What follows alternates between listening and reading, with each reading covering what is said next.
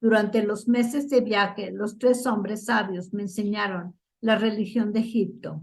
Me obligaron a aprender bien, porque sabía que tendría que pasar un examen difícil antes de poder entrar en la Hermandad Blanca.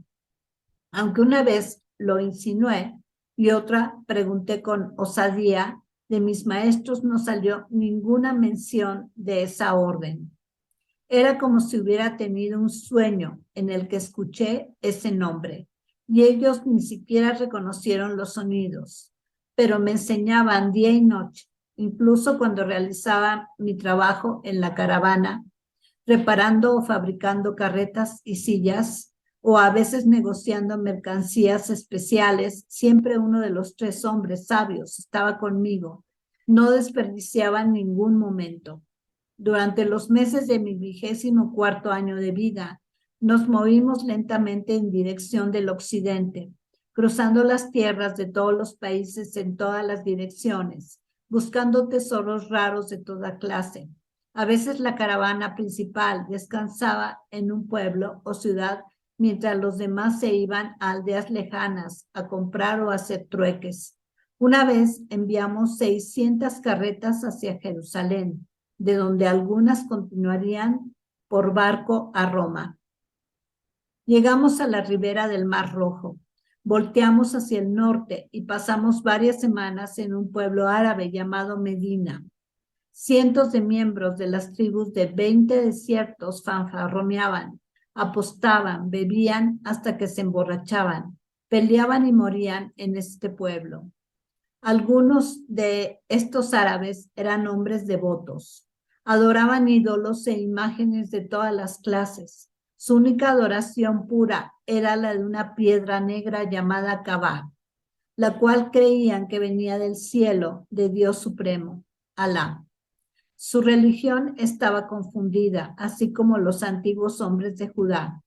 Cuando eran devotos también eran ardientes y fanáticos en su fe y sufrían cualquier dolor por sus creencias. Los profetas nacen de estos fanáticos emocionales.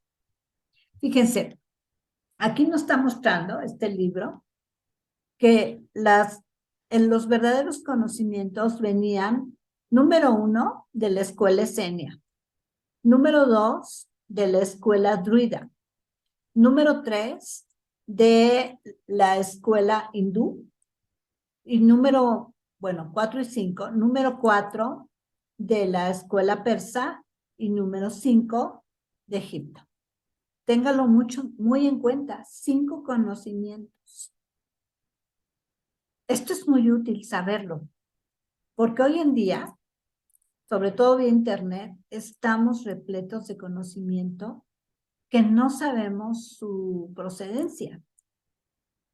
Y ahorita se nos está informando cuáles son las verdaderas fuentes de conocimiento. Entonces, si ustedes abordan un conocimiento, por favor, investiguen de dónde viene. Y aquí hay 2. Acaba de mencionar la escuela árabe, no la pondera. Y segundo, la escuela judía, tampoco la pondera. Entonces, hay que tener cuidado. Son 2 escuelas muy prestigiosas, digamos, pero nada más observa los pueblos actuales que esgrimen ese conocimiento. Uno es el pueblo árabe y otro es el pueblo judío. Pueden tener buen conocimiento, no dudo que no, pero por sus frutos los conoceréis. Los árabes están, no todos, pero varios de ellos, sobre todo los Emiratos Árabes, están castigando a la tierra de una manera indecible. Indecible. ¿Por qué? Por el petróleo. El petróleo está siendo extraído en cantidades alarmantes y ellos se están enriqueciendo. Ellos son los reyes de la extracción de petróleo. Por eso son tan ricos. Y Esto me habla que el trasfondo de su filosofía no es benéfico. Y miren que yo he estudiado conocimiento árabe y sí tienen cosas muy valiosas, como es el enneagrama. Y sí que lo estudié, ¿eh? Y mis respetos, buen conocimiento. Sin embargo, yo volteo a ver al mundo árabe y no puedo entender cómo es posible que se hayan ensañado de esta manera con nuestro planeta, extrayendo este líquido, el petróleo, que a más extracción de él, más catástrofe ecológica, en todos sentidos. Esto nos está hablando de que su filosofía no es tan benéfica. Y segundo es la escuela judía. Y miren que Jesús, gran parte de su formación provino de ello. Y se cansó de señalar al Sanedrín, por eso lo crucificaron. Aparentemente fue una cuestión política, aparentemente, pero sí fueron crueles y sí lo persiguieron y le hicieron la guerra con todo, y acabaron crucificándolo, aunque todo estaba planeado. Pero quien lo planeó, que fue la Hermandad Blanca, porque era su última iniciación, pues aprovecharon lo equivocado de la filosofía judía. Tienen muy buen conocimiento, pero no lo aplican. No lo aplican. O sea, los judíos se la han pasado en guerra la mayor parte de su vida. Han sido desterrados una y otra vez de la mitad del mundo. Han sido castigados de maneras muy fuertes. Nada es gratis. Todo tiene un trasfondo, un origen. Entonces, por eso, aquí Jesús pondera estos 5 conocimientos únicamente y de refilón nos dice que cuidado con los otros 2, con los otros 2 conocimientos. ¿Ok? Luego dice, adoraban ídolos e imágenes de todas las clases. Su única adoración pura era la de una piedra negra llamada Kabak, la cual creían que venía del cielo de Dios Supremo, Alá. Su religión estaba confundida, así como los antiguos hombres de Judá. Aquí está. Su religión estaba confundida, igual que los antiguos hombres de Judá. Y él venía de Judá. Cuando eran devotos también eran ardientes y fanáticos en su fe y sufrían cualquier dolor por sus creencias. Los profetas nacen de estos fanáticos emocionales, pero son gentes que se alzan sobre ellos, no se meten, se alzan y les advierten, esto está mal, pero no los escuchan. De Medina, pueblo de profetas no nacidos, como lo llamamos, viramos al norte, bordeando el extremo del Mar Rojo, que separaba el desierto árabe de las zonas fronterizas de Egipto. Después de varios días de largo camino, dejamos el extremo del mar y seguimos por el noroeste hacia el Cairo y un pueblo marítimo cercano con sus embarcaderos y malecones. Mientras miembros de nuestra caravana negociaban con los nativos telas egipcias y otras mercancías, nosotros construimos huacales fuertes para el mar. Rápidamente empacamos nuestro material y lo despachamos para Roma, Atenas e incluso para mi querida Britania. Algunas mercancías, especialmente objetos egipcios, vasijas de oro, las enviábamos directamente a Cesarea para que las entregaran a la Asamblea Esenia del Monte Carmelo. Estábamos ocupados controlando, construyendo, empacando. No obstante, mis hombres sabios no desperdiciaban ningún momento para enseñarme más y más sobre las religiones de los antiguos egipcios. Al principio el estudio parecía ser desesperadamente confuso. Los egipcios tenían un dios para casi todas las horas del día y sus funciones se entremezclaban hasta el punto de que era casi imposible comprender realmente qué significaba cada uno. Pero finalmente empecé a comprender la poderosa religión en toda su pureza, despojada de todo rito y pompa, despellejada hasta su magnífico corazón, un corazón tan maravilloso que sabía que nunca podría morir. Supe por qué a Egipto la llamaban la madre de las religiones. En nuestros viajes nos detenían legionarios romanos, corpulentos demasiado confiados, inflados, subordinados del César y de Roma.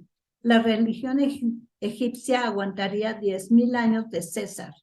Roma nunca podría convertirse en el centro de la religión verdadera, porque la religión madre de Egipto contenía escondidas dentro de su complicada estructura, esperando al estudiante sabio y persistente, todas las religiones del mundo.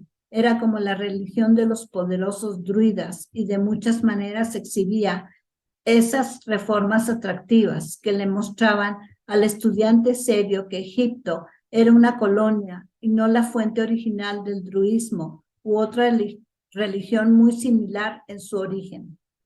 Todavía hay, desde luego que hay, conocimiento egipcio. Sobre todo el proveniente de Hermes Trismegisto, que entre paréntesis se dice que fue una de las reencarnaciones de Jesús. Hay varios libros de él, bueno, hay dos en especial, que es el Kybalión y la Tabla Esmeralda. Son como grandes pilares de esta sabiduría. Vale la pena estudiarlos a fondo, ¿eh? Cuando por fin se enviaron nuestros cargamentos a los agentes a través del Mediterráneo, reunimos nuestra caravana y cruzamos hasta el río Nilo, siguiendo al sur a lo largo de sus orillas fértiles. Probablemente ningún río en el mundo es tan adorado y tan digno de adoración como lo es el exuberante Nilo. Y doy fe de ello. Como saben, acabo de estar en Egipto. Y de verdad que ese río tiene algo muy especial, muy especial. Tiene un imán y despide una vida enorme y sigue sin contaminar. O sea, todo lo que es el río Nilo es precioso, es lo que mantiene Egipto a flote. No me extrañaba que algunas creencias egipcias hubieran convertido al Nilo en un dios. Cuando abandonamos los deltas de la desembocadura, llegamos a una aldea llamada Fayuem, donde había 30 barcazas y 7 barcos veloces que esperaban para transportar la caravana por el largo río. Me dijeron que no me alejara. Cargamos una barcaza adicional con referencia especial a mi estadía en el Templo del Sol, en una isla que se llamaba On. También se conocía como Kusna, que se traduce como tierra de Dios o cielo, posiblemente la mejor traducción es paraíso. Cuando estábamos frente a la isla de On, nuestra barcaza dejó atrás a las otras y buscó un pequeño valle que estaba dentro de la isla. Esta tierra de Dios debió de haber sido en verdad un paraíso. Su parte más alta se elevaba a unos 150 metros por encima del nivel de inundación del río. Vimos templos grandiosos de muchos dioses diferentes. En el centro se veía el templo enorme de Osiris, también llamado el templo de Tot Hermes, porque los dos grandes dioses eran adorados en el mismo complejo de edificios. Pues todavía ahí están todos estos templos, claro, en ruinas totales, pero siguen muchos de ellos en pie. Pero de todos los magníficos edificios, ninguno nos llamó tanto la atención como dos complejos de templos pequeños de un color blanco sencillo y mármol dorado. El templo dorado se alzaba por encima del agua del valle pequeño, en una punta de tierra que era casi una isla. El templo blanco estaba sobre la isla principal al borde de un peñasco de arenisca y estaba directamente al otro lado del templo dorado. Quedé atrapado en medio del esplendor de esa isla, tierra de Dios. Ante los dos templos pequeños reaccioné con un preconocimiento especial de su importancia en mi destino. Me quedé mirando los templos. Gaspar vino a mí. Su mano señaló el templo dorado. Ore Querú. Lo llamamos. Virgen del mundo. Traté de traducir las dos palabras egipcias, pero no pude. Significaban mujer eterna, gloria de la condición de mujer, virgen madre, virgen eterna. Todavía existe ese templo y yo tuve el placer de estar ahí. También me di por vencido y acepté el nombre Virgen del Mundo. ¿A cuál de las 1000 diosas está dedicado? Está dedicado a la Virgen Eterna. Funciona como una escuela de formación de las sacerdotisas de todos los dioses bajo la dirección de Isis. Dentro de las 1000 diosas que he memorizado, nunca escuché el nombre Virgen Eterna. No se le menciona como una diosa. Ella es la fuente de los dioses. Gaspar se alejó, como si me hubiera dicho demasiado. Sentí que la emoción de lo desconocido subía por mi columna y hubo un preconocimiento claro en el sentido de que mi destino estaba involucrado en ese misterio. Gaspar se detuvo al dirigirse a la puerta del puente del pabellón e hizo señales hacia el templo blanco. Templo de Horus, hijo de la Virgen.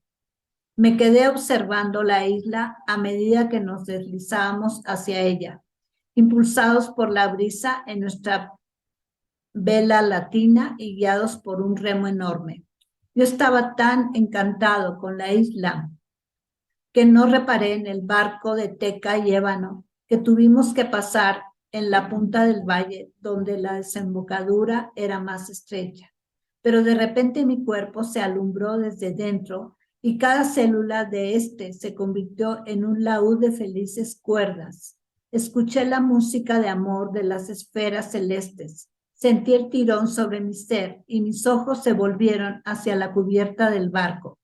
Incluso antes de que mis ojos la encontraran, mi corazón había navegado hasta ella sobre alas de adoración. La muchacha dorada estaba de pie contra la baranda de ébano, con una mano alzada para proteger sus ojos del sol y con la otra tocaba la baranda. Estaba parada sobre un tapete dorado, rodeado de cordones color púrpura sobre pedestales de oro. La ciudad la cuidaban 2 guardas atentos, fuertes, silenciosos y seguros. Silenciosamente nos deslizamos hasta nuestro desembarcadero. Nuestra barcaza pasó a unos centímetros de su barco y estuvimos tan cerca que nuestras 2 manos se habrían podido tocar si nos hubiéramos acercado demasiado. Vi su pelo dorado que flotaba como telaraña al aire y parecía rodear su cabeza de un halo dorado. Su delgado cuerpo estaba envuelto en un vestido egipcio de color aguamarina, tan bien hilado que parecía parte de su carne. Estaba cortado de manera que un hombro estaba desnudo y sobre sus hombros flotaba un velo de seda delgado que usaba en forma de chal y que cubría más, no escondía la belleza de su cuello y hombros. Su piel era blanca y tan transparente que parecía brillar desde dentro de ella como una suculenta uva que refleja al sol dador de vida. Su rostro era delgado pero marcado. Su frente era alta y formaba el refugio para sus ojos verdes como el jade, bien separados. Su nariz era larga pero fina y terminaba en pequeños hoyuelos. Sus labios eran del más intenso rojo coral. Tenían una forma perfecta hacia arriba, como si ella sonriera de una alegría interna constante. Cuando la miré, nuestros ojos se encontraron y yo me sumergí más allá del espejo, de la superficie del verde, hacia un paraíso de felicidad más profundo que todos los gozos de mi vida entera. Cada célula de mi ser parecía meterse dentro de mi mirada fija y se esforzaba por echar raíces en el cielo más alto.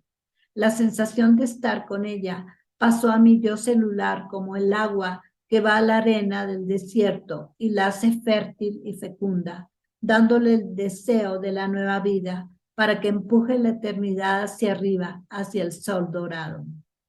Sus labios se dividían con una sonrisa de aceptación completa y su mano se extendió casi como si quisiera tocarme a través de la distancia. Me incliné hacia ella porque mi ser la adoraba y la sangre de mi hombría se aceleró y gritó en mis oídos sus bostezos recién despertados. Traté de sonreír, pero no pude, mas su sonrisa era radiante y habló. Su voz parecía flotar sobre la brisa como una campana de oro, muy afinada, perfecta, intensa y verdadera. Bienvenido a Krishna, amado de Dios. Sentí la magia agradable de su voz, que su voz produjo dentro de mí. Sentí el gozo puro que su belleza infundió dentro de mí. Sentí que su presencia me convertía en un hombre verdadero. Aunque ansiaba hablar, contestar, no pude hacerlo. Mi voz perdida se escondió dentro de una de las mansiones de mi adoración, pero mi ser interior saltó a través del espacio y besó sus labios de coral. Ella pareció complacida porque su sonrisa se amplió más y más con tierna comprensión y simpatía. A medida que la distancia entre nosotros crecía, yo le enviaba mi adoración con la luz de mis ojos. Empecé a retroceder a lo largo de la baranda, permaneciendo lo más cerca de ella que podía. Cuando finalmente llegué a la baranda de popa, la fatalidad me detuvo y lentamente me alejaron de ella. Mi corazón estaba tenso por su rápido latir y cada una de mis células se había convertido en un cáliz que se saciaba de una maravilla dorada. Detrás de mí escuché los pies rápidos de mis 3 hombres sabios y luego la voz de Melchor, que llevó la delantera en el saludo. Mericú, cuán bella estás, mi corazón te canta adoración. Imaginé que su sonrisa disminuyó, pero ella hizo una ligera venia y dijo alegremente, gracias maestros de los magos, la belleza brota del alma del observador. Cuando intercambiaron detalles de cortesía, los barcos se separaron. Quería extenderme y tocarla. Durante 10 años, ella había sido el gozo de mi pensamiento interior. Ella había sido la causa de mi recuperación de la muerte en la cueva de las tentaciones. Luché por controlarme y les puse todo el amor a mis palabras. Gracias. Había tanto que quería decir, pero ¿cómo podía decirle una tan dorada, gracias por mi vida y te amo, Mericú? Mis palabras parecieron ser palabras simbólicas para ella, llenas del significado de mi corazón secreto. Su sonrisa era de nuevo tan maravillosa y sus ojos estaban sobre los míos aun cuando les hablaba a los 3 hombres sabios. Sus ojos estaban sobre los míos, volviendo mi alma cálida y dorada. Estaba allí de pie serenamente, era casi tan alta como yo. Tenía una mano sobre la baranda y la otra alzada para proteger sus ojos. Con su chal de seda y su cabello dorado, flotando al viento, parecía un ángel que se elevaba. Repentinamente se escucharon los gritos que indicaban el correcto aterrizaje en nuestro propio muelle. Después de que amarré los cables para atracar la barcaza, giré para verla subir las escaleras doradas que conducían de la línea de flotación al templo. Cuán suavemente se movía, realmente como un ángel en vuelo. Me concentré en lo que había venido a hacer, la preparación para un examen de 7 días sobre mis conocimientos de la madre de las religiones, por parte de hombres que habían llegado a ser maestros del mundo. Por lo tanto, salimos rápidamente de la barcaza, subimos por escaleras de granito que habían sido lustradas por miles de pies y entramos por el portón del impresionante templo de Hermes. Hermes Trismegisto, es el que yo les decía de los libros. Era un complejo desparramado,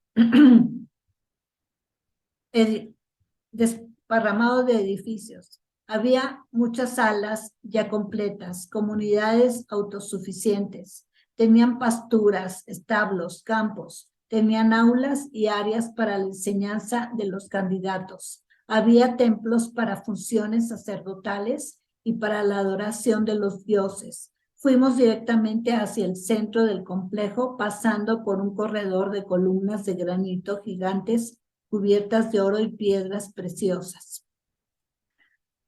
Este templo, también tuve el honor, el privilegio de conocerlo ahora en mi viaje a Egipto, fue la primer pirámide que se hizo en el mundo, hecha por Hermes Trismegisto, y era pues una escuela donde se albergaban a los futuros grandes maestros de la humanidad. Todavía está muy bien conservado, pero obviamente pues ya no es ni la sombra de lo que era. Y es impresionante estar ahí. Es una pirámide pequeña, no crean que es grande, pero su encanto es que hay una cantidad de construcción bajo tierra muy grande. Todo esto que nos está hablando Jesús está subterráneo actualmente. Obviamente no se puede pasar más que con un permiso especial. Gracias a un conocimiento de uno de los mayores egiptólogos que yo he conocido, que desafortunadamente ya hizo su transición, es Fernando Malkut, era Fernando Malkut en este plano. Pudimos, mi esposo y yo, estudiar profundamente todo lo que fue Egipto a nivel conocimiento. Y uno de los principales templos fue este, donde grandes, les digo, grandes maestros se formaron ahí, entre ellos José ben José o Jesús el Cristo.